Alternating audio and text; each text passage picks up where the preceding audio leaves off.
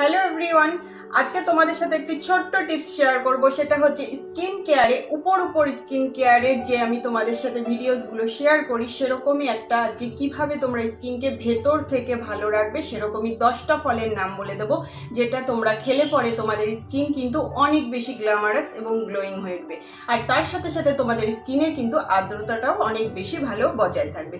তাহলে চলো 10টা ফলের নাম আমি শেয়ার করছি, তোমরা অবশ্যই ভিডিওটা পুরোটা দেখবে, ঠিক আছে? তাহলে চলো, 1 নম্বর ফল হচ্ছে মৌসুমী লেবু, যেটা আমাদের স্কিনের জন্য অনেক বেশি ভালো হয়। 2 নাম্বার হচ্ছে কমলা লেবু, যেটা আমাদের স্কিনের অয়েলকে অনেক ভালোভাবে কন্ট্রোল করে।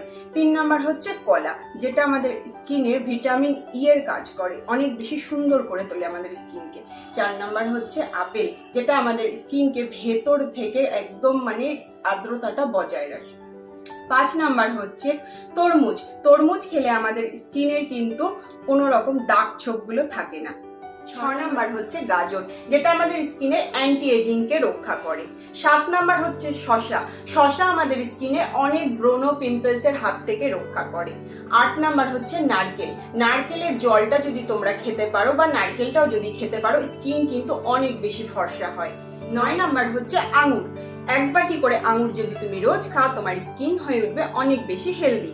আর শেষ 10 নাম্বার হচ্ছে জামরুল, যেটা আমাদের স্কিনকে ভেতর থেকে হাইড্রেট করতে অনেক বেশি সাহায্য করে। এরকম অনেক ধরনের টিপস পেতে আমার সাথে থাকো আর আমাকে ফলো করো।